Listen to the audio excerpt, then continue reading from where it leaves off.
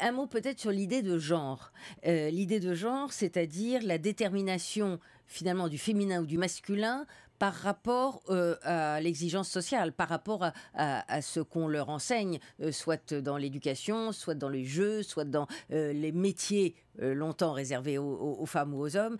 L'idée de genre, qui est aujourd'hui évidemment très polémique et discutée, est quand même un progrès aujourd'hui. Le genre, c'est un concept, un vrai concept scientifique qui est né aux États-Unis au début des années 80, qui a été importé en France quelques années plus tard.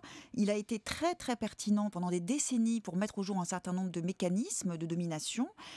Pertinent parce que précisément, comme vous le dites, il permet de repérer comment les rôles sexués ont été historiquement et socialement construits, comment les femmes ont été enfermées en quelque sorte dans leurs attributions domestiques et comment les hommes ont pu se prévaloir si longtemps de leurs prérogatives dans le monde social.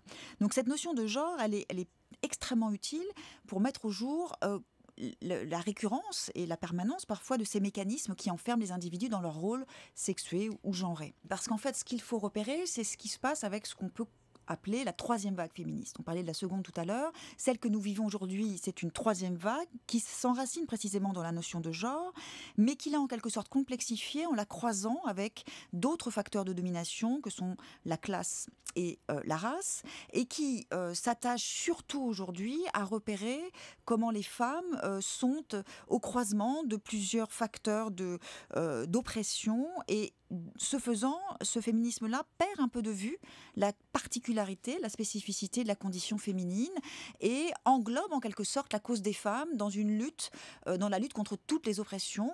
On perd de vue, je crois, et on passe à côté surtout de ce que sont devenues les femmes depuis leur émancipation.